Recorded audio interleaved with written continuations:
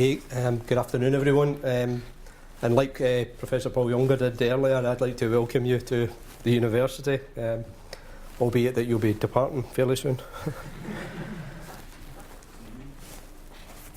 So thank you very much today for giving me the opportunity to talk today. That was a kind of joke, thanks. Pretty busy time for me at the moment, but you know, it's always good to take a bit of time out and really just kind of take stock of where we're going and what we're doing. So here at the university, I thought it would be useful to kind of point out what are the things, the key things that are happening in the university sector, and really what are the kind of drivers for us having to do some things, some clever things in terms of carbon reduction. So the university, it's committed to reducing carbon and having sustainability at its core. The UK higher education sector, obviously, there's a big recognition that they are big energy users and they've got to play their part in doing that kind of carbon and energy reduction as part of their core business. And of course the Scottish Government are keen to set some challenging targets for carbon reduction, and many of the other speakers have talked about that earlier. Of course, universities sign up to all sorts of different things. So we've got the Tower Declaration, we've got the sign up of the Copernicus, and these are basically things that were signed up to by our principal as was then, really just kind of trying to make sure that the university has got carbon, energy, sustainability at its core. So it's not just about the heating and the cooling, it's about how we deliver teaching, research, bringing all that into the core business of the university. So, and like most universities, Glasgow no different, part of its own strategic kind of global vision has very much got carbon reduction at its core. And of course, then we commit ourselves to making some significant carbon savings within our global vision. Some green badges in the sector. This has been very kind of topical of late. As Bill from UWS will recognise the number of different initiatives here. But universities are signed up to all sorts of different bodies, schemes to demonstrate that they are taking their sort of green credentials very seriously. Scottish Government Climate Change Delivery Plan, it's been talked about earlier today, but clearly the decarbonisation of the heat network is an important thing, and hence the reason we're all looking at all these various different schemes that we want to pull together. Carbon reduction commitment, another kind of a challenge for universities finding themselves within the CRC scheme, or like ourselves in CRC and EU ETS, as at the moment anyway. And of course we've got to annually report on our carbon footprint. Latest carbon footprint for University of Glasgow, my colleague Bert's here, 46,330 tonnes for 2013-14. So we showed a modest 1% improvement over the year, in spite of the fact that we added quite a significantly large laboratory type building up at our vet school. I thought this puts it into some kind of perspective. That was what we signed off as a purchase order last year for our carbon footprint, £544,000. So it's a big sum of money, and that's tax, that's doing nothing, that's just costing us money. So what are we looking to do?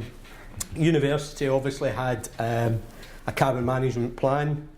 It was sitting with a shortfall, a gap of about 2,000 tonnes, in spite of us having quite a number of projects on our carbon management plan register. We recognised that we had to do something big to really kind of make an impact.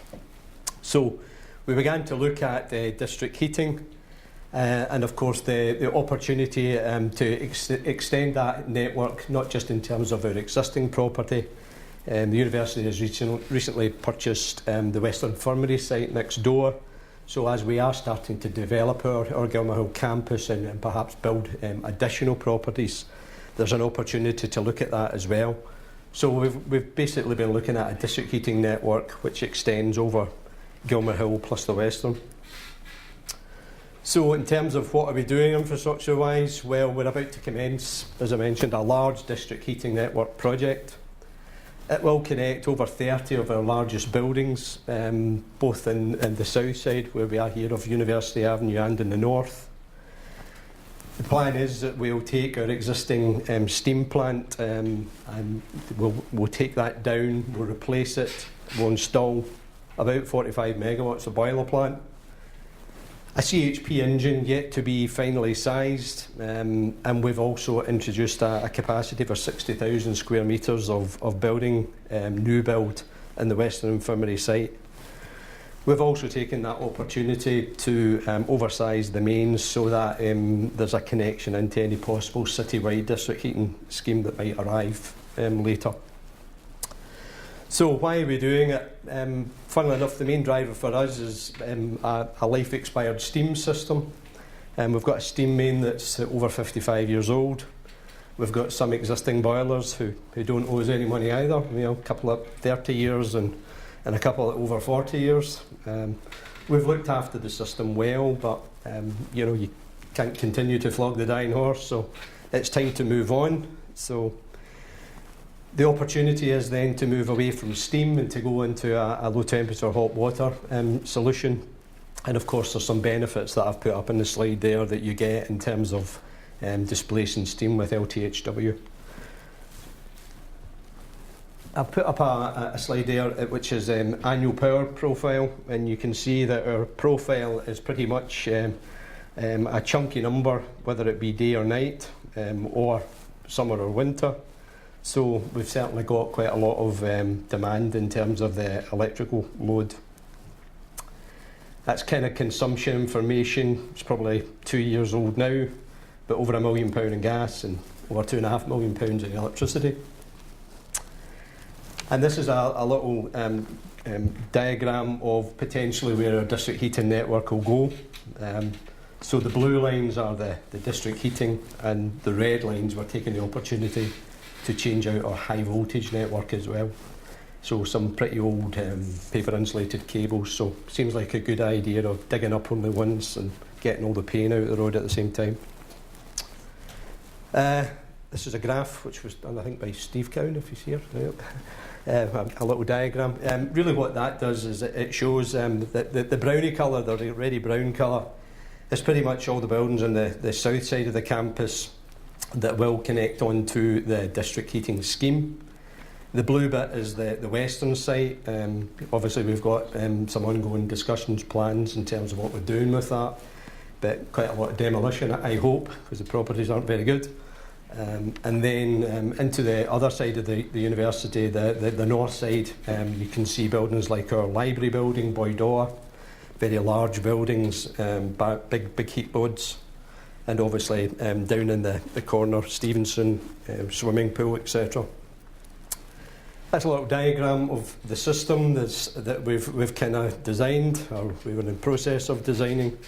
And as I mentioned earlier, there are 5 boilers, three large, 2 smaller summer boilers, the usual kind of thermal storage to take advantage of when we're not needing all the heat, till we can store it.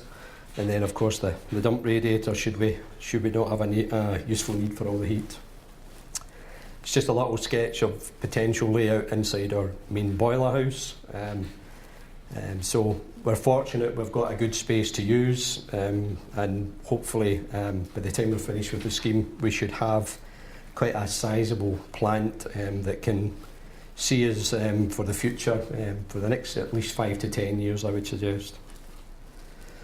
So future plans and opportunities. Of course, the district heating pipes in the ground provides a lot of opportunity. We don't know what the technologies will be in future years. Quite simply, just now, district heating CHP, the gas CHP engine, is probably the way forward at the moment. But who knows where we'll go. I think the investment in the ground is the thing that gives us the opportunity to look at other sources of heat. Of course, the opportunity to link into the wider district heating networks that may come from places like Sustainable Glasgow and the kind of wider city schemes. And of course then, the alternative heat sources, we've got gas-fired CHP now, but what can we potentially connect onto that district heating network to provide more heat load? So alternatives, these are things that had been looked at as part of our original feasibility, but they're still on the table. So an alternative fuel source for the CHP engine, perhaps biofuel or biomass. Biomass in the west end of Glasgow doesn't really seem very feasible, but who knows. And then of course what we've been talking about today, the different types of heat pump and what the potential is for that. So we're currently working with Zero Waste Scotland and Resource Efficient Scotland and hopefully going to be doing some feasibility studies in a couple of areas in terms of potential heat pump. And of course our academic colleagues, Professor Paul Younger and a lot of his team have already got undergrad, postgraduate students working to really help try and develop what the potentials might be going forward. I dug this map out, which is a very old map, but I started to look at it, and really the driver for it, for me was, of course, we can see the River Kelvin. I've actually highlighted in yellow, the mills, the flour mills that used to be about in Glasgow, and excuse the small writing, but. Really, I was really just pulling information from the Friends of the River Kelvin website, and interesting that the flour mills got here in the mid 1500s, primarily to get the energy from the river to do the flour milling. So, quite strange, isn't it, now that we could be potentially looking at the River Kelvin for something else. I thought this was a good picture because we talk about our close proximity to the River Kelvin, but we're actually not that far away from the Clyde. So it's I think possible for us to use the route in from the Kelvin. If I can just get that, so probably on this kind of line, you can see our main building up here, and of course the Kelvin then pretty much on this tree line.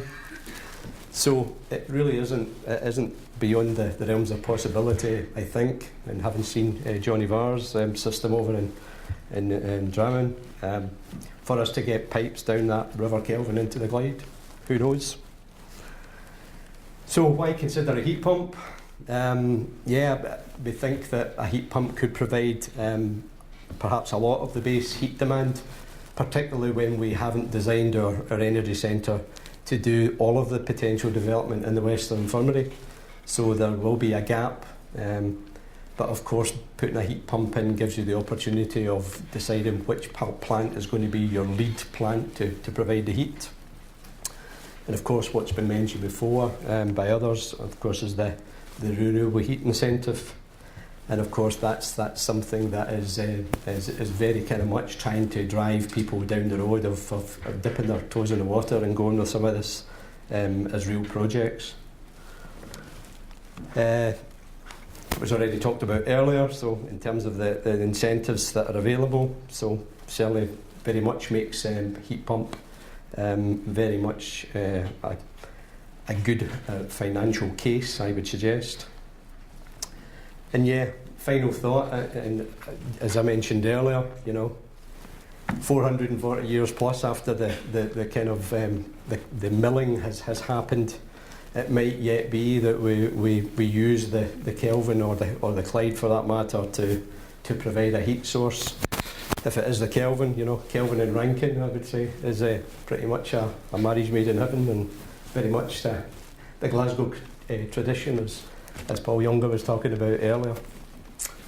That's it. Thank you very much.